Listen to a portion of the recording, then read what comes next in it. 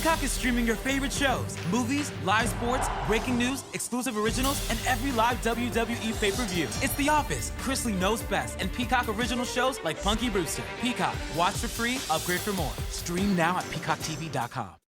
Hi, I'm Liz Munoz, CEO of Torrid. And at Torrid, we know how hard it is to find a bra that looks great and feels super comfortable, especially if you're a bigger or curvy girl. So we have spent the last 2 years building the perfect everyday wire-free bra with the belief that it should feel as good as it looks. It gives all the support and shape you'll ever need without any of the wires. Honestly, it's the first bra you'll forget to take off when you go to bed. So come to Torrid.com and try our life-changing wire-free bra today.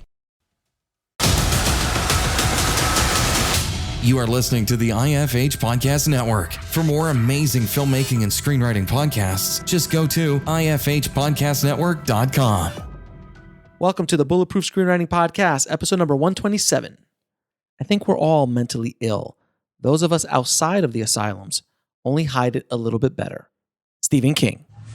Broadcasting from a dark, windowless room in Hollywood when we really should be working on that next draft. It's the Bulletproof Screenwriting Podcast, showing you the craft and business of screenwriting while teaching you how to make your screenplay bulletproof.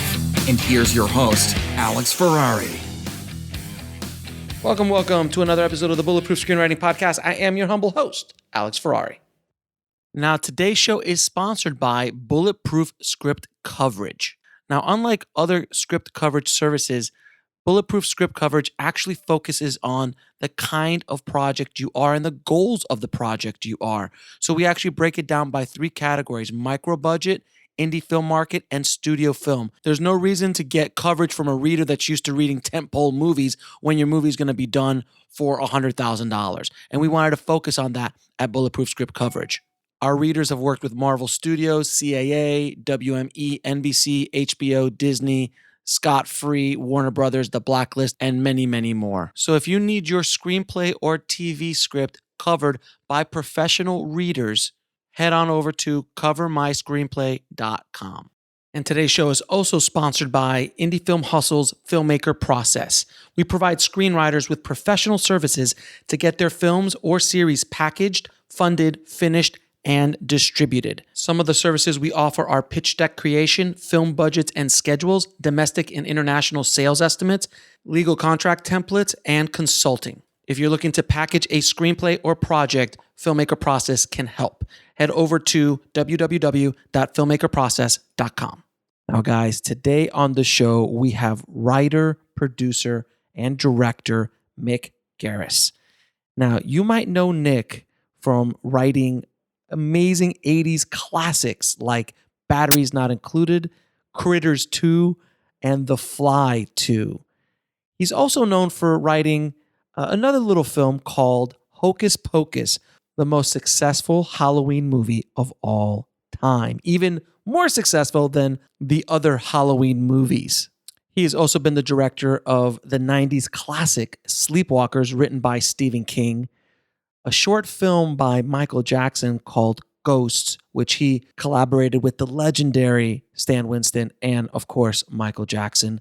He was also the story editor of the legendary 80s show Amazing Stories by Steven Spielberg. And if that's not enough, he's also the director of one of the biggest miniseries of all time, The Stand, Stephen King's The Stand, and the Shining miniseries as well. I mean, Mick has done so many things. I don't want to keep going and going. It's just pretty insane the amount of stuff he has done. And this episode, we just go throughout his career. We talk about his craft, how he writes, how he got into the business, how he crossed paths with Steven Spielberg, and how that kind of helped him move along in his career, to say the least. And so many amazing stories about the people he's worked with, and so much more. I can't wait for you guys to listen to this. So without any further ado, please enjoy my conversation with Mick Garris. I'd like to welcome to the show Mick Garris. How you doing, Mick? Great, Alex. Thank you for having me. Thank you so much for coming on the show. Like I was telling you earlier, I was extremely excited that you agreed to do the show, because you're your own established podcaster as well, with a great show. And You've interviewed some giants in the business as well. So I was humbled that you said yes, sir. So thank you so much. Well, I'm humbled that I'm able to work with some of my heroes, and it's a pretty exciting thing. Yeah, absolutely. So let me ask you, how did you get started in the business? It's sort of a long story, but I had been writing since I was 12 years old. I wrote short stories and all that sort of thing. And, I was born in L.A., but no one in my family had any kind of connections to the entertainment business or anything. And so I started out as a journalist, and I interviewed people when I was like 16 years old, like Jimi Hendrix and Janis Joplin and stuff in music. Not so bad. Ray Bradbury was my first interview, and Rod Serling was my second. Oh my God. So I was always able to meet my heroes and learn about them. Something that was always really important to me was my curiosity. So I was doing film criticism and interviews and writing screenplays on spec and trying to make a go of it. And I finally had some material that made for agents wanting to meet me and maybe work with me, because an agent only wants to represent you if they think that it's easy to sell you. If you are a marketable commodity, it doesn't matter how nice a person you are or, how well you play with others. But if they feel that they can make money off of you, it's great. So I went through a couple of agents who never really did me any good. And I was, making my living working at Tower Records and that sort of thing. My first job was as a receptionist at George Lucas's Star Wars Corporation during the first Star Wars. And I actually operated R2-D2 on the Oscars that year. But I was basically a receptionist. That's awesome. But it allowed me entree to the Universal lot and looking at how people made movies, seeing Alfred Hitchcock on the lot towards the end of his life. And finally, an agent named Rick Jaffa, who is now a very successful screenwriter with his wife and partner, Amanda Silver, he was an agent at William Morris. And he was the first guy who read my stuff, believed in me, and actually got my material in front of Steven Spielberg's company. So I was doing publicity, and I'd hire myself to do making ofs because it was a lot more affordable than the studio would spend. And it would give me film school on how to take pieces of film and put them together into a narrative, even in a documentary format. So I did the making of Gremlins. I did the making of the Goonies. And I had an interview show on the Z Channel, which was the first pay TV channel in Los Angeles. So I would interview filmmakers who made the films that were scheduled to come up on the Z Channel schedule. And one of those filmmakers was Steven Spielberg. And after we did the show, I'm doing all the talking here, Alex, but Please continue. But after the show, he said, I really enjoyed that. And he didn't usually enjoy all the interviews that people normally ask, all the same canned questions and all, but there was a shared passion for movies from a similar background as my own.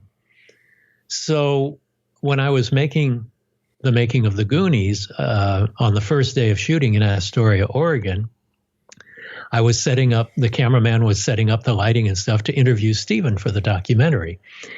And he said, "You must do a lot of these sorts of things." And I said, what nobody should ever say to Steven Spielberg was, I'm trying to do less because I'm trying to make a go of it as a screenwriter. What I really want to do is direct Steven. Right, yeah. Well, I would never say something like that today. However, then he said, "Oh, really? We're looking for writers for this new show I'm doing called Amazing Stories." So it turned out my agent had gotten Amblin a spec script of mine called Uncle Willie that has still never been made. But I got to read the coverage that they did, and the last 3 words of the coverage were, "Hire this man." So Steven called me and asked me to write the first episode of Amazing Stories that was ever written. And I wrote it in 3 days. I mean, it was like a call from Steven Spielberg, and I, you do it. And by the way, for everyone listening, it's Steven Spielberg, circa what, 84, 85?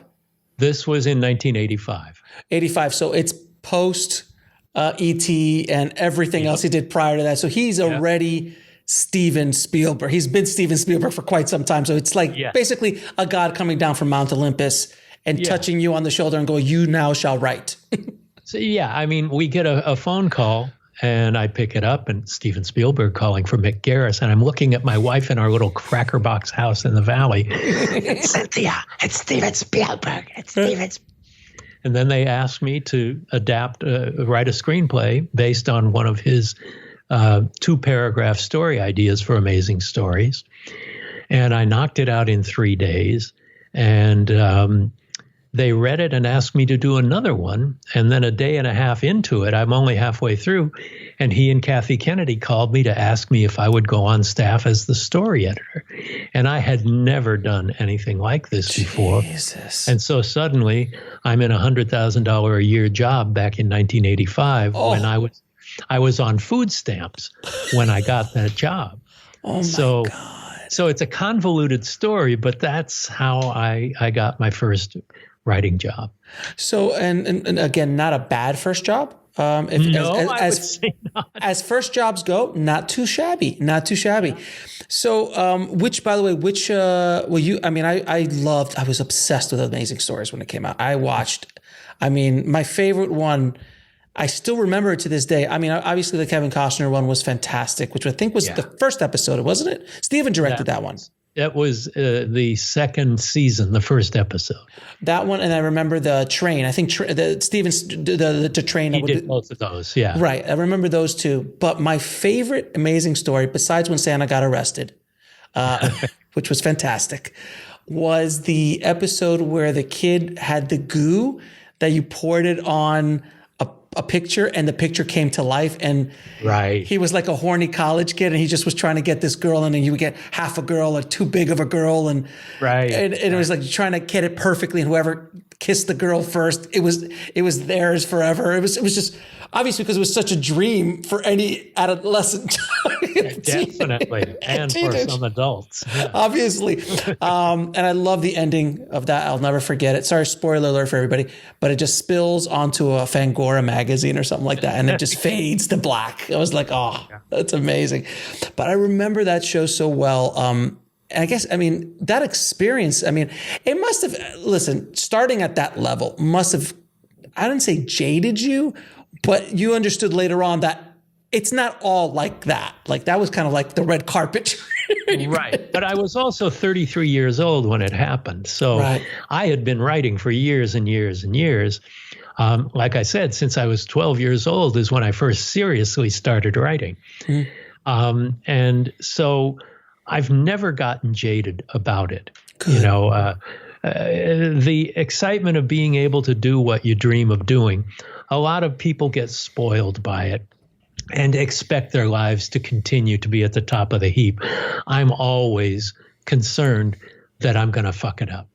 and every time, especially directing, every time I do it, I feel like it's my first time out and that I've got a lot to prove, and being contemporary and being aware of the technology of filmmaking as it metamorphosizes. But as far as writing goes, writing has always been, I'm a rather facile writer in that it comes easily to me and I love it. And I'm just lucky to have been born with a facility for writing, and I'm good with language, and stories come to me quickly. I mean, when I'm writing on spec, which is almost all the writing I do, I just sit down on page one. I don't do an outline or anything. I have an idea, and then I just plow into it and let the tributaries take me where as they will. But when you say that, and I've heard other very established screenwriters say the same thing, but do you agree that for screenwriters just starting out, you're able to do that because you've been writing forever. So the structure and you already almost instinctively know how to structure the story and the screenplay from stage one where you don't have to outline. But from somebody who's just starting out, would structuring an outline make sense? Well, I think it depends on the writer. Every writer works differently. Mm-hmm. And for me, I started out that way because I'd been writing, but not writing screenwriting. I'd been writing short stories and the like for a while, but I've always watched movies and television my whole life. And I think that there's an intuition that grows within you as you consume screen storytelling.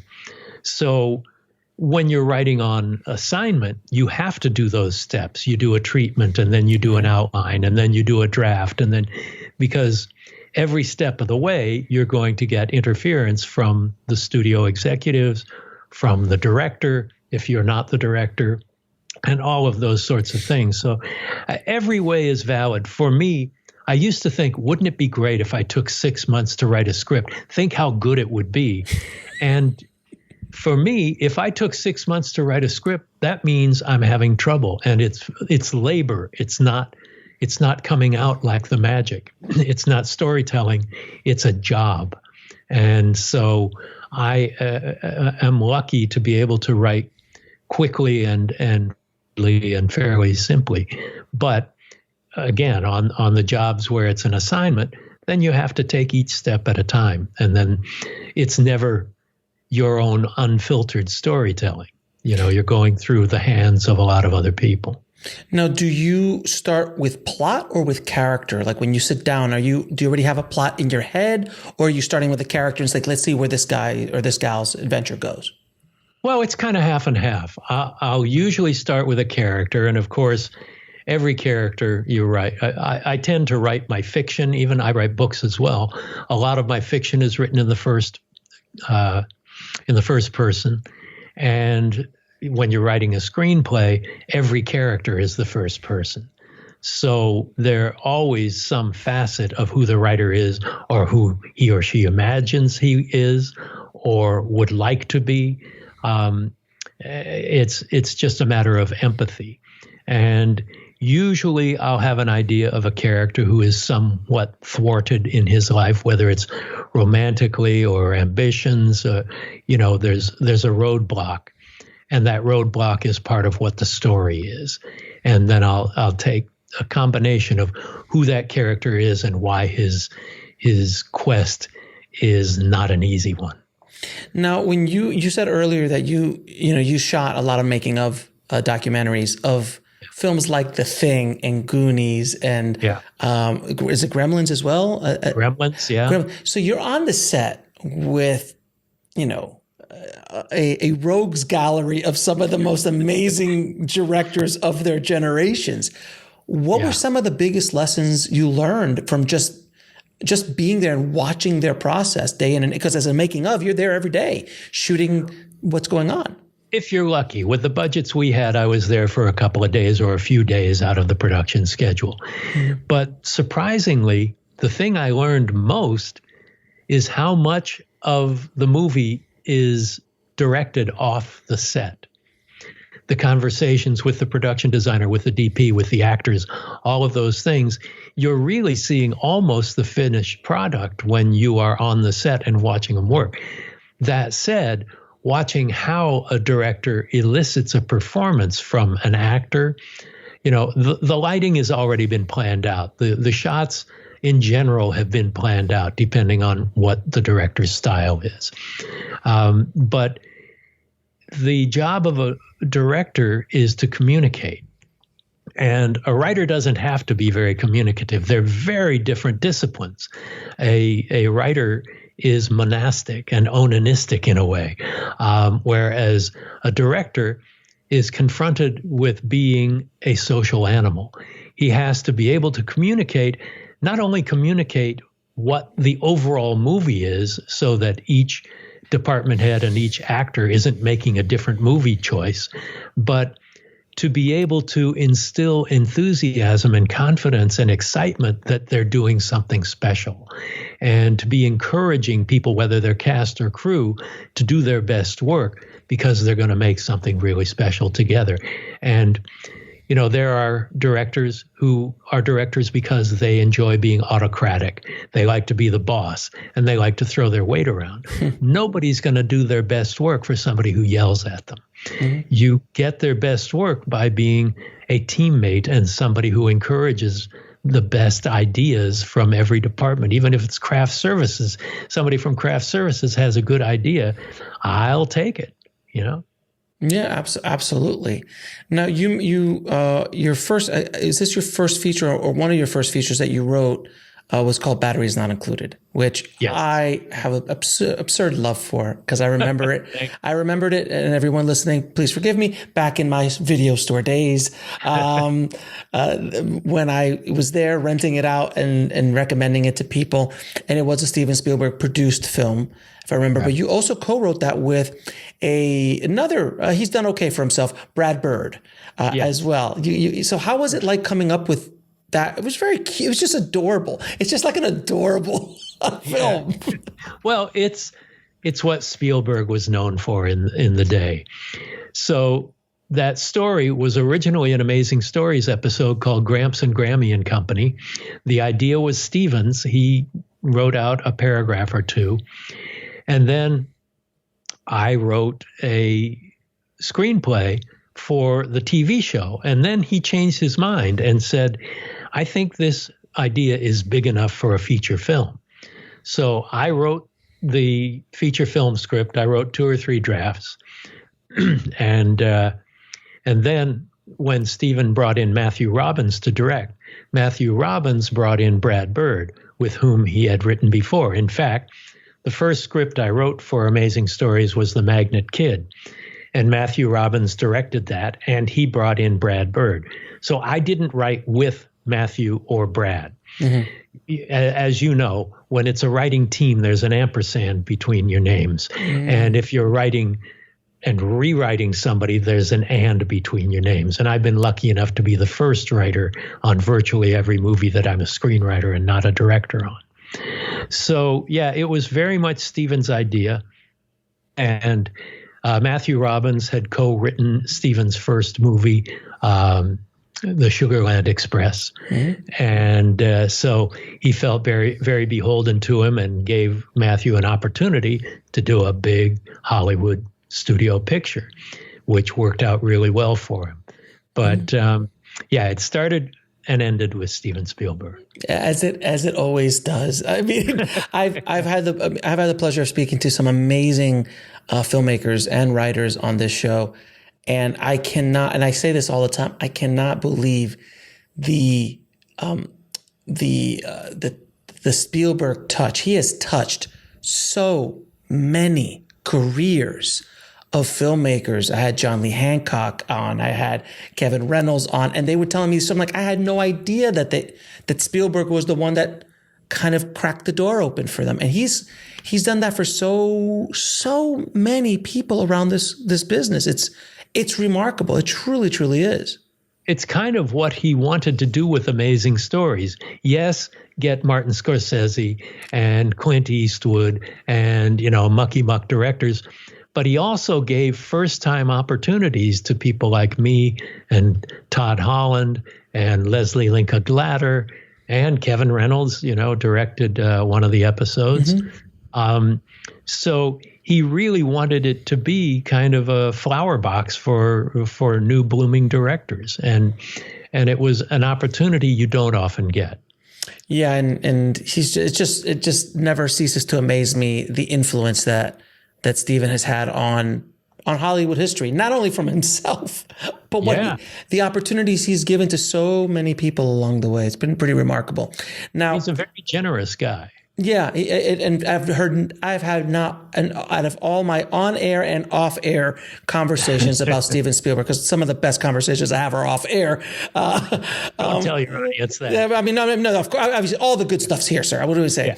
Yeah. But some of the most interesting, I've never heard one negative thing about Steven Spielberg from hundreds of conversations. He is just one of those guys that just is a class act, and it's pretty remarkable what he's done.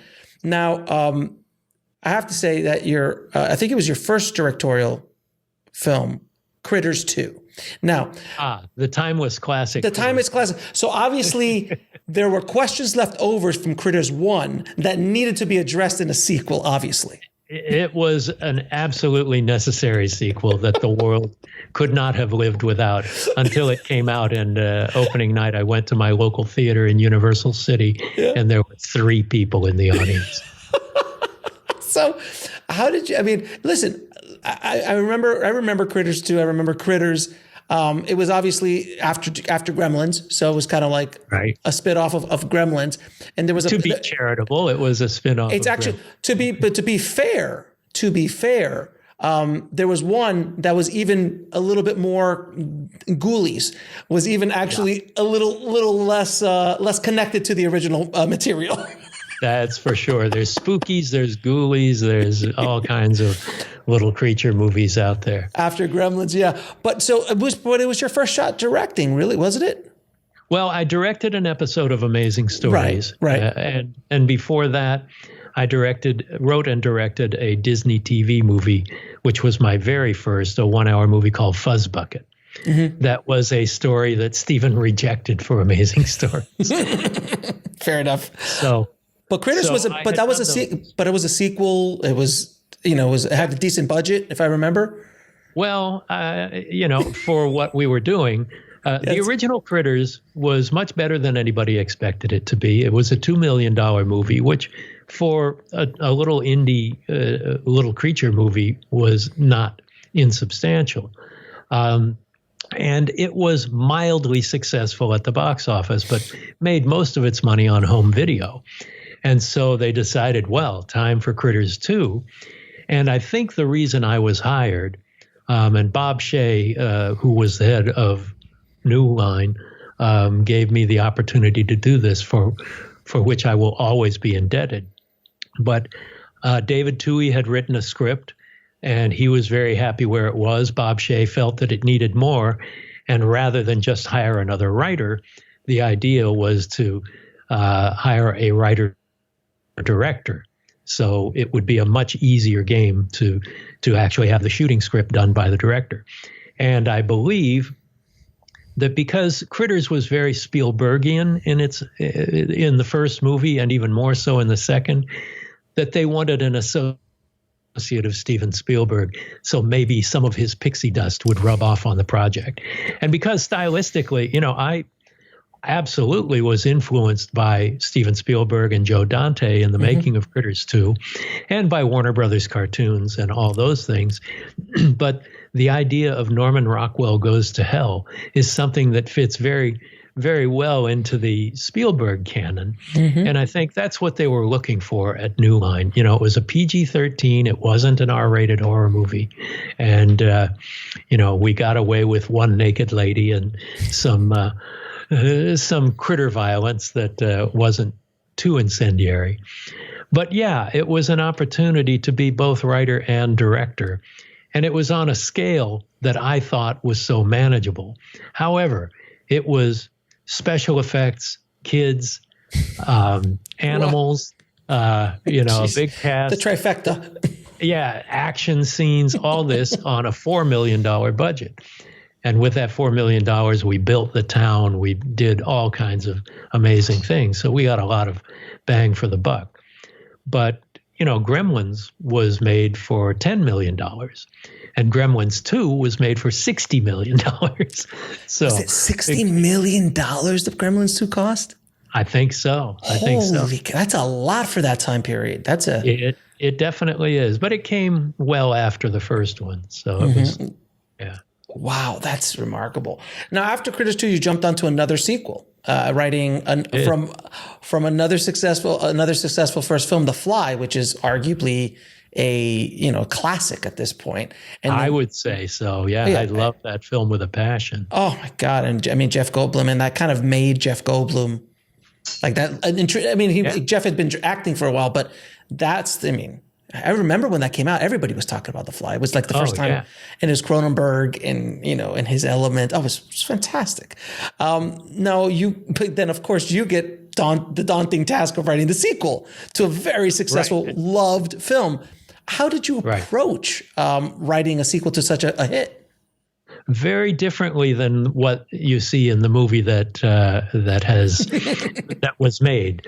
You know, I was the first writer on that, and I came up with an idea. I wanted it to be as respectable as the Cronenberg film. Cronenberg's a friend. I love his work to death.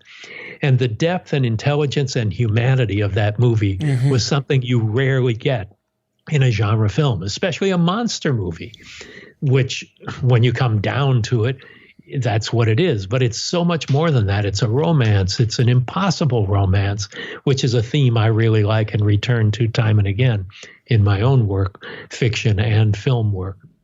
But so my idea was something quite different. It had to do with giving the baby up for adoption because, you know, she was going to have an abortion.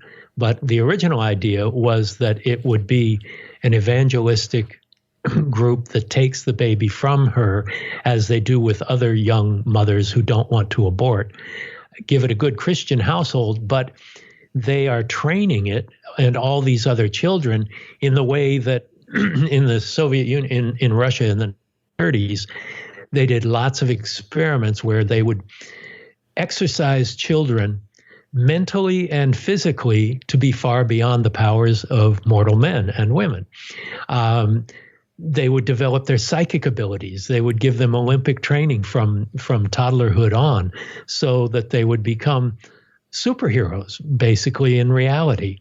And, you know, I wanted it to be a Christian army sort of thing. So it was a really interesting adult kind of attitude. But the head of the studio wanted a teenage monster movie. First, Scott Rudin was our production executive, and he's great and has gone on to produce a bunch of really high-end movies for the Coen brothers, for lots of other people. Has run into some Me Too issues in the last year or two. But there was a change in management, and Leonard Goldberg, who was half of Spelling Goldberg, the people who made The Love Boat and other TV shows, Leonard Goldberg was named the head of the film studio, which was very controversial at the time because he'd only done television and not features. And Leonard Goldberg wanted a teenage monster movie. So there was a lot of infighting between Scott Rudin and Leonard Goldberg. And I was, you know, in the middle and trying to accommodate both masters. And the offer of Critters 2 came to me.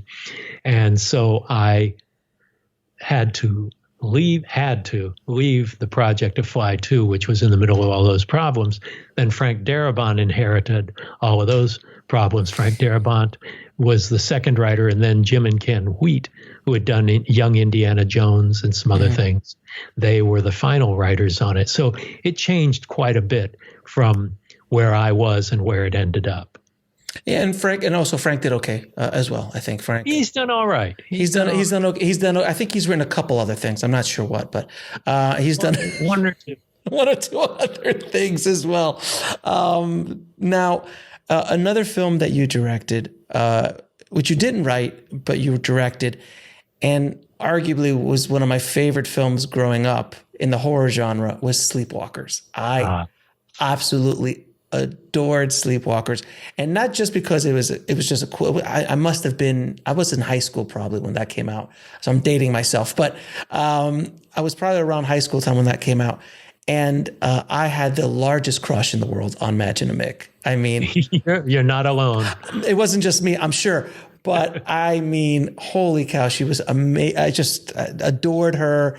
And then I forgot the lead actor's name, who was also in the Blue Alice Krieger. Yeah. Yes, who was also in Blue Lagoon and Charmed and Brian Krause. Brian Krause. Thank you. That was his Return to the Blue Lagoon. Yes, Return to the Blue Lagoon, and then he went on to Charmed and all that and then stuff. Alice Krieger from Ghost Story. Yeah. Yes, exactly. It was remarkable. But you wrote you directed an original screenplay by Mr. Stephen King, not too shabby of a writer himself, and he doesn't. I don't think he does. I think this is this was an original screenplay that had nothing to do with original material. So it was an original idea. That was his first original screenplay to be produced. Correct. And what was this like? So yeah. Well, I never met him until I screened it for him afterwards, but we would talk on the phone, and he was incredible. I mean, we've since become very good friends and have worked together a lot. And I'm lucky enough to have had 4 projects that he wrote the screenplays for himself. Sleepwalkers was the first one. It was also my first studio movie as a director, and really my only studio movie as a director, feature film. All of the other stuff I've done has either been television or independent. And then after that, I mean, we got along so great, and he was so happy with how Sleepwalkers turned out and the battles that we had to fight together that he asked me to do The Stand the next year. And I had only done movies of a relatively small scale. And then along comes The Stand, which is 100 shooting days, 6 states, 126 speaking roles. I mean, it's always massive. On the road. It's massive. Massive. And that experience was also my first experience with an unmitigated success. Sleepwalkers opened as #1 in the movie theaters in America that week, but dropped out very quickly. The Stand became the highest rated miniseries ever. The 4 nights it ran, it was #1, 2, 3, and 4 that week, but each of the nights went up. It was 50 million people who watched it in North America each night, but it went up each of those 4 nights, which is very rare. And, you know, it was incredible to have made something, first of all, with Stephen King. But secondly, that cast, I mean, Gary Sinise and Ruby Dee and Ossie Davis and Matt Frewer and Rob Lowe, and, you know, so many people. But also to go into a supermarket and hear people talking about it the next day. That must have been crazy. It's not something that happens very often. Right. And, you know, nothing I've done ever reached the heights of what The Stand did. Well, except Hocus Pocus. Yeah, which, we'll get to Hocus Pocus in a minute. Which was actually written 8 years before it was made. Right.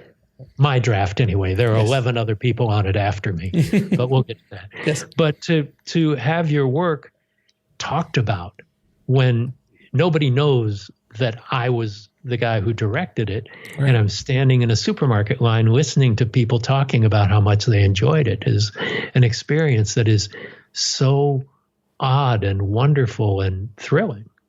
Yeah, I mean, when I have guests on the show who have had obscene success in a project, I always ask them what it's like to be in the center of the hurricane when it comes into that kind of stuff. And for you, it was The Stand. And, you know, 50 million plus people watching your work in the 90s on television is something.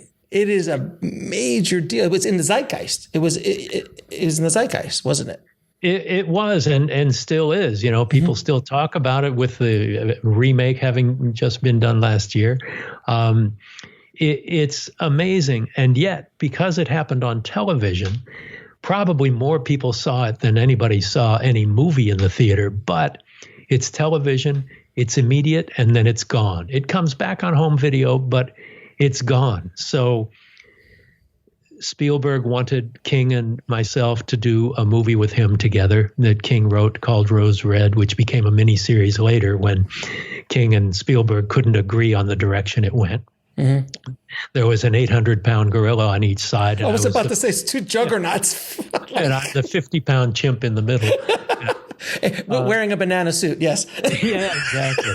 So, you know, because it didn't happen in a theatrical film, it's not the same as being in the eye of a hurricane. If your movie is in theaters and #1 week after week after week, it's a totally different thing. Plus, it's not the director, especially in television, who is brought attention to. Right. And in this case, Stephen King not only produced it, but he wrote the screenplay himself.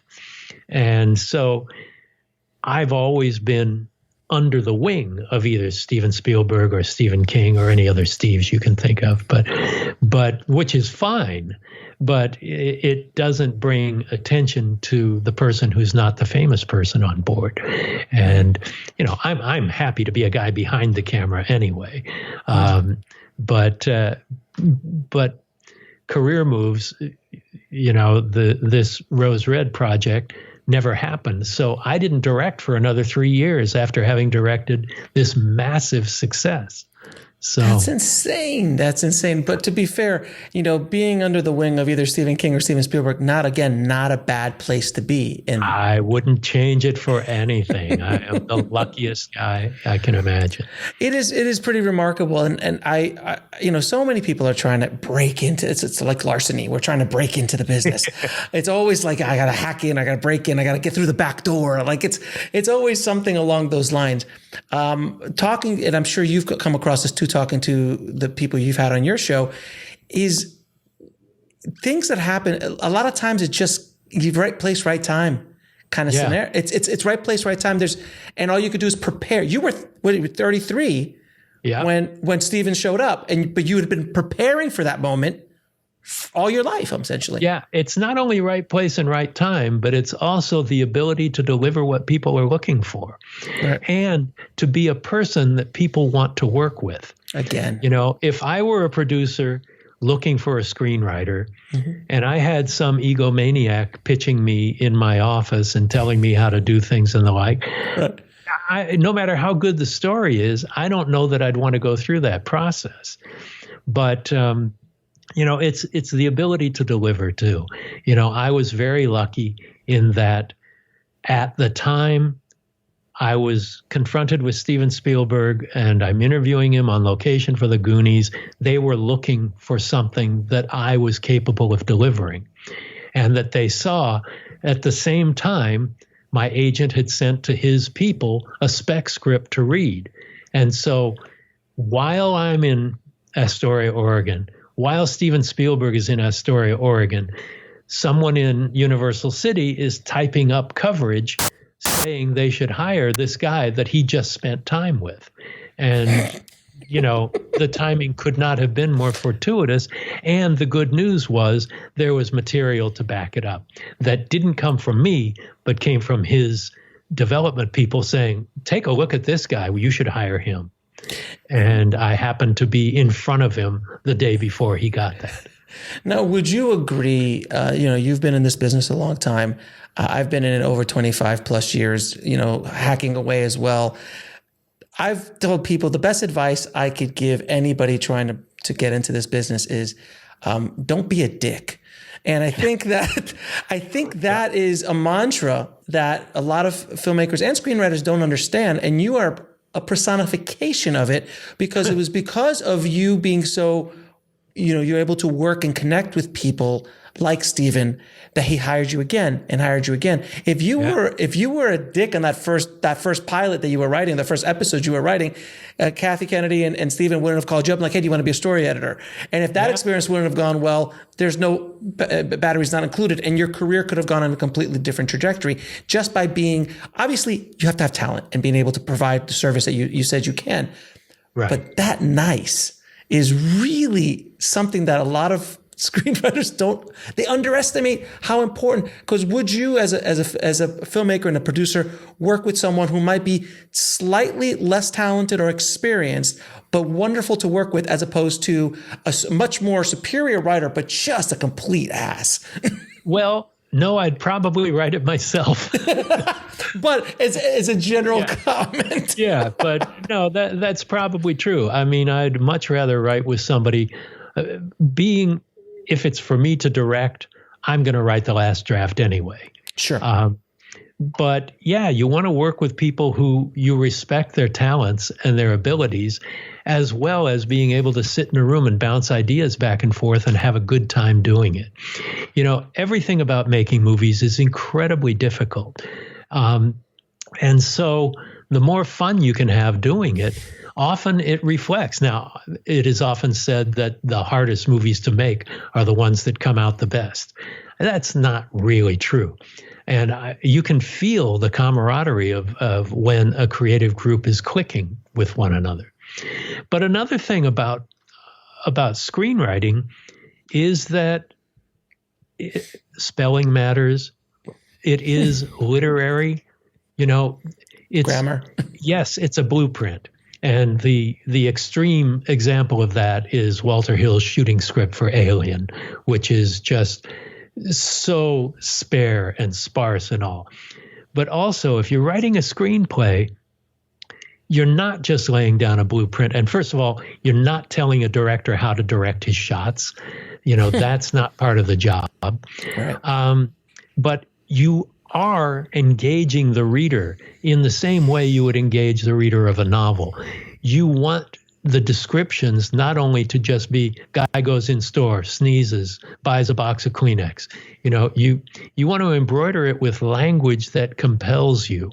And it's not just strictly a schematic, which a lot of people feel it is. So being able to write well, writing fiction is a really good practice for writing screenplays too. Stephen King, you want to turn every page because he engages you, the humanity of his prose, he writes very sparsely.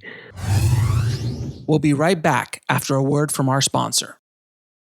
Introducing Peacock, the new free streaming service from NBC Universal. It's hit movies, current shows, live sports, trending bits, and timeless hits. And that's why you can't not watch. Peacock. Watch for free. Upgrade for more. Stream now at peacocktv.com. Law & Order SVU streaming now. Hi, I'm Liz Munoz, CEO of Torrid. And at Torrid, we know how hard it is to find a bra that looks great and feels super comfortable, especially if you're a bigger or curvy girl. So we have spent the last 2 years building the perfect everyday wire-free bra with the belief that it should feel as good as it looks. It gives all the support and shape you'll ever need without any of the wires. Honestly, it's the first bra you'll forget to take off when you go to bed. So come to Torrid.com and try our life-changing wire-free bra today. And now back to the show. But it is woven in such a way that it compels you to turn the page. And a screenplay needs to do that too. It's not there just for an actor to mark in yellow marker his dialogue and not read the description scenes in between. But those descriptions have to be compelling. They have to be interesting, and they can't just be. Nothing is harder for me to read an action movie script where you're describing lots of action scenes in detail. I can't do it. I can't get through it. But anything that draws the reader in, whether it's fiction or screenwriting, is the most important thing. If writing had never been invented, if a camera came first, no one would have ever invented the written word to take it down, to cast it into history.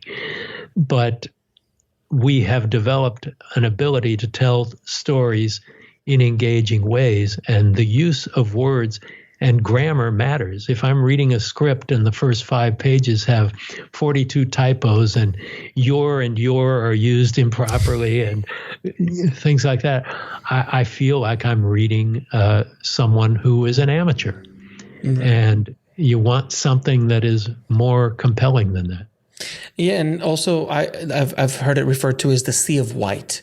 You want that page to be a sea of white as much as you can, but yet, especially in the descriptions, and I've said this many times on the show, I equate it to being a haiku. You got to really get a lot of information in with very sparse words, but you have to make it interesting for the reader. The shooting script could become something else, but the actual script that a reader reads, a producer reads, a director reads, it has to be that kind of thing that pops. But you can't. But you can't spend Go ahead and give your description, but make it captivating. Make it funny, make it really propulsive, and I tend to fully capitalize important words in a script, whether it's in introducing a new character or not. I will make sure that you don't miss those important words. They stick out. Right. And it's you don't have the the luxury of writing a page on how that tissue feels. Right. Exactly. Where I've read a lot of scripts that do that the writer just like sits there and like, it's a 240 page script. Okay. You know, it's done. I'll tell you a story about Batteries Not Included. I felt my life was on the line. This was the biggest opportunity anybody had given me, write a feature for Universal and Amblin and Steven Spielberg. My first draft was 140 pages. A little beefy. Yeah, very beefy. So I turned it in, and it was a while. It was a while before I heard back from Steven. And then, he called me into the office, and I'm being dead honest here in painful ways. But he said, it took me 3 sittings to read this script. And that's not a good thing. But that was the best thing anybody could have said to me. And he did it because he wanted me to learn. He wasn't criticizing me, but he was telling me I'd fucked up. And so I took it to heart, and I took it home. And I worked on it. I worked on brevity, and I tightened it up and made it much better, brought it in at 110 pages, and it got the green light. So I had learned my lesson, and it's a lesson that has stuck with me ever since. Now, you also worked with Stephen King on the Shining miniseries, which has a lot. I mean, the Shining movie adaptations have a lot of lore behind it because of Stanley Kubrick's version, and Mr. King finally came out and said, "I despise it. I hate what he did with it." And I think they're just two different things. I mean, Stanley just did what he wanted with the material. Well, Kubrick did a Kubrick film, and not a King film. Not a King film. And there's a big difference between them as artists. Kubrick is very cool, and King is very warm. You're right. King is all about the humanity. But also, it's a very personal book to King. When he wrote it, he was a drinking alcoholic. Oh, wow. And it was all about alcoholism and the guilt he felt for actually hurting his child, breaking an arm of the character of Jack Torrance's child in a drunken rage. And so here he is recounting something that's personal to him. I'm sure he never broke one of his son's arms, right. But he knew that there was a boiler that was going to blow inside of Jack Torrance because he'd been in that boiler too. And so Kubrick turned it into something very chilly and very other than that. And it became an iconic horror movie, but it was not a good adaptation of a Stephen King book. And that novel is one of my favorite novels of all time. And the good news was that Stephen King himself, after the success of The Stand, ABC said to King, "What do you want to do next? Anything you want, we're all there." And he said, I'd kind of like to do The Shining like the book. And he wrote the script himself. And it's one of the best scripts I've ever read and certainly ever had in my hands. And so because we had done so well with The Stand together and become friends on that, he trusted me with this 3 years later, and we were able to do something really special with that too. Yeah, it was remarkable. I love watching both versions and seeing the distinct differences between your version and Stanley's version. And they live as different pieces of art in different ways. There's no question. They're on the same shelf in the video store. Yeah. Exactly. If we may go back to kids, just Google video store. You'll see it's very cool. Now, there's a project or a film that you wrote that I don't think you thought, and please correct me if I'm wrong, I didn't think you would think it would have the legs that it has had, nor the love that has come from it. It was just Hocus Pocus. It's become this classic Hollywood Halloween film, but it's a Halloween family film, which is pretty amazing to hit the, it was not particularly successful when it came out. It was a very mild success. Right. But over time, and it really started with the Disney Channel, they started running it on Halloween, and then ABC started doing it. And every year it gets bigger and bigger and bigger, and people keep asking about a sequel and all that. That's finally about to start production. Right. And the merchandise, it's the biggest Halloween movie in history. And even bigger than Halloween. Yeah, and who would have guessed? On Halloween Day on Freeform, they show it back to back 12 times on that day, and every day of the month of October they show it. Yeah, so, and my children finally just watched it. They're not they're young girls, and we watched it on Disney Plus. Because it came on Disney Plus, and we watched it, and I hadn't seen it probably since the video store days. I'd seen clips of it, but I hadn't seen it. And I sat there like, wow, this is so much fun. It's just like a fun film. And I'm like, oh my God, they're making a sequel and they're all coming back. Oh my God, that's going to be great. Well, and it's again, I was hired to do that because I was working with Steven Spielberg at the time. Mm-hmm. And the producer, David Kirshner, who came up with the idea and designed all the characters and everything, had just done An American Tail for Spielberg and Amblin. Oh, so it was two Spielberg guys getting together with, what Disney wanted. And at first, Steven was interested in being a part of it. And then it was like, oh, with Disney? No, we're going after the same audience. And they were very competitive at that time. So it was almost a collaboration with Spielberg, Disney, and sorry, my Gardner is. It's all good. It's all good. It's all good. It's not to me, but it figures. But yeah, it's amazing to hit with something that you go out on Halloween night and you see children dressed as Billy Butcherson and the Sanderson sisters, and they carry their big book, the book of spells, and it's like, I helped create that thing. This thing exists partly because of me. And it's really humbling. Yeah, and it's something that just lives on and on and on. And you've been a part of things that have shelf life. I think Hocus Pocus arguably is the thing that holds, like it just holds. It's been going on and on and on and on and on. Absolutely, absolutely. And I have had the fortune of having worked on things that were not successful initially that became either cult favorites or much more successful in their afterlife than in their first lives. Critters 2 shows in theaters and festivals every Easter and on television and stuff. It's one of the few Easter horror movies. And you don't see Critters 1 revived, you see Critters 2 revived. And Psycho 4 was only seen on Showtime when it came out. And, it was written by the same guy who wrote Psycho 1.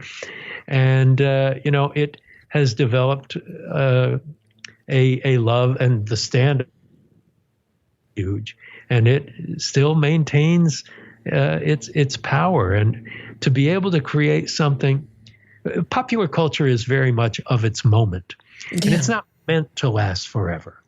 But fortunately, I've been involved in some projects that have had a very long shelf life, and a shelf life that continues to grow. And so maybe it's better to have flops that become successful later. I mean, the residual payments become better later, I guess. Yeah, I wish. You know how residuals work. They shrink every time. I know, but is it like Seinfeld where you get a penny? You get 1,000 checks that are a penny each? Yes. Yeah, and the stamps are more than the check stuff. That's something that a lot of writers think that, and I'd love to hear what you think about it, because I think things have changed so much over the last 10 years. I've known a lot of people in the guilds and that get those residual checks, and they do get smaller every year, but then they boost up when a new release comes out, like, oh, it just hit HBO. Okay, great. Oh, okay, right. It just hit video. But and nowadays, with streaming and everything, it's not what it was once before. So I think a lot of young writers coming in, they're like, oh, I got to get that sweet residual money. Like, we're going to be living the life like Seinfeld and Friends. And I'm like, I don't think that even exists anymore. I think that's that kind of residual. Like, I mean, Friends, still, those guys still. Pay TV and theatrical and that sort of thing, and network television, broadcast, cable television, those residuals live on.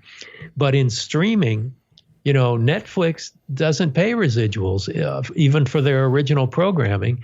So you got to make a big deal up front. But I don't know what I would do if I were a new filmmaker starting out, because there are movies made by filmmakers you would know and films you've seen and that you know that you like, that are familiar, where those filmmakers can't make a living off of what they get paid to make them for. You know, it's in the world of streaming, it's hard to separate the wheat from the chaff. You know, who knows from a little thumbnail on Amazon Prime if it's good or if it's not. And, you know, Netflix will produce movies that they don't promote and just say, let's see what happens, see if they hit. Or they'll make something like Bird Box, which connects in a big way. But the residual thing, you know, if you want to write or make movies, you have to do it out of a passion and out of a true desire to be a creative force. Because if you do it to make money, you're in the wrong business. Anybody who sets out to make money making movies is in it for the wrong reason, and they're not going to make it. Right. What's that saying? How do you become a millionaire in the film business? Start with $1 billion. Yeah, exactly.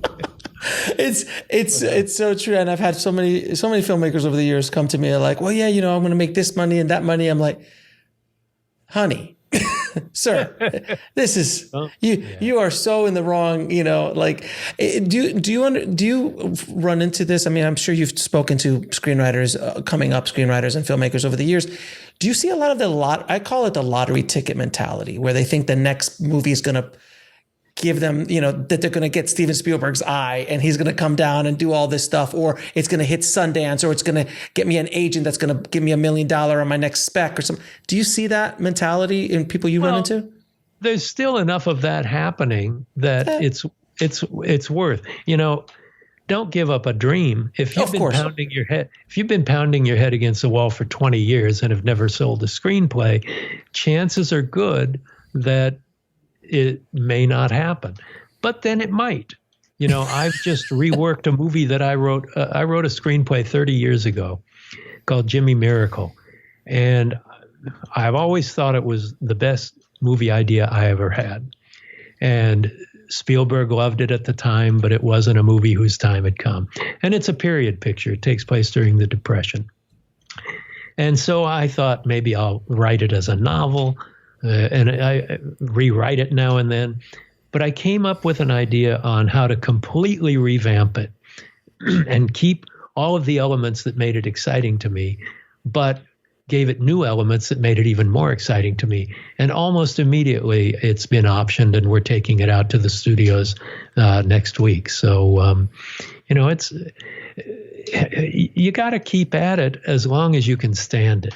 But yes. If it's been 20 years and you haven't been able to do it, then do it not, you know, don't live at your mom's house mowing lawns in the hopes that you're going to make it as a screenwriter if it hasn't happened for 20 years. Go ahead and get your job as a lawyer, you know, finish school and do that. But, you know, a lot of times I wrote more when I was working a day job than I do working full time as a writer and filmmaker. But it's something, it doesn't cost you anything to be a writer. And, you know, it's a great hobby regardless of whether things get made or not. I've written a lot of spec scripts that have never been made or optioned. And that's just part of the game. But I get to be a better writer each time I do it. Now, there's one other project I wanted to talk to you about, which is, I generally don't bring up short films on this on this show, but I mean, you worked on Ghost, which was a famous short film starring the late short, not that well, I mean, quote unquote short, starring the late great Michael Jackson, and your collaborator was also the late great Stan Winston. And Stephen King. And that's right, Stephen King was involved in that as well. So, I mean, talk about a trifecta of icons, each of them an icon, and you're working. What was it like collaborating with Michael Jackson and Stephen and Stan on this short film, which I remember was not released in the States It wasn't for a long time. Yeah, for a while. I think it premiered on Halloween like 2 years after it had been made. Yeah, on because I wanted to watch it. Yeah. I couldn't see it. It was an incredibly troubled production for a number of reasons, including the obvious ones. But Michael went to Stephen King. He said, I want to make the scariest movie ever, because he had so much enjoyed making Thriller, in which I am a zombie, by the way. Oh, wow. I mean, what? You should have led with that, Mick. I mean, come on. I buried the lead, yeah. So I was shooting The Stand at the time, and King had written a draft for Michael, and he'd recommended me as the director to Michael. And so I met with Michael, and we hit it off great. He was very sweet. And so we started production, and we shot for 2 weeks. It was originally going to be the end title song for Addams Family Values. Mm-hmm. And once we were shooting, we shot for 2 weeks and never got to the musical number yet. When you work with Michael, you worked on Michael time, and it didn't have much to do with a 24-hour clock or even a 30-day calendar. So, he was great and hardworking, but it was really slow. And 2 weeks into the shoot, Michael didn't show up the next day. And suddenly we started hearing about this scandal that had happened that none of us believed, because anybody who'd worked with him could not believe that this was going on. And to this day, I don't know what the truth of it is. My only experiences with Michael were really good ones. We became friends, but if he did what it said he had done, it's the worst thing in the world. And if he didn't, it's also the worst thing in the world. But he disappeared, and it turned out he was in Thailand. And then we were going to finish it in Japan, and my line producer went to Japan and shipped all of the sets we'd been working on to Japan. And then they were shipped back. It didn't happen for 3 years. And then Michael said, okay, I'm ready. We're going to do it now. Mick, it's going to be great. It's going to be fantastic. And it's very, very good. Very good impression, by the way. Thank you. But I was already scheduled to do The Shining with Stephen King next. And so I said, Michael, I can't just keep putting this off. I have a hard start date, and you don't. So I think you should talk to Stan Winston. They were friends. Stan was a very good director. He had done Pumpkinhead at that time. Mm-hmm, mm-hmm. And so I said, you guys are friends. He's doing the special effects anyway. You should ask him. And he did. And so I had shot 2 weeks worth of stuff, including a lot of the visual effects stuff that Stan's company did, Digital Domain, Stan and Jim Cameron's company. Mm-hmm. And so Stan took it over, and it was great. It was everything but the kitchen sink. It was a 35-minute movie that was originally going to be a 7-minute music video, at most a 15-minute video. But Michael ended up paying for the whole thing. It ended up costing $15 million, the most expensive music video in history. And it was a blast, but I would love to have seen it through from beginning to end, but I wouldn't have been able to do The Shining. And I'll tell you, I had the pleasure of going to Stan's studio, visiting Stan's studio while he was still alive. And I didn't get to meet Stan, but I got to go. They toured me through the entire studio, and that boardroom. Oh my God, that boardroom! For everyone listening, the boardroom had the Terminator, the Predator, an Alien, like Tom Cruise's Lestat from Interview with a Vampire, all that stuff. And Christopher Lloyd holding his head from the Amazing Stories episode that I wrote. That's right. All of that stuff it was 2 stories. I remember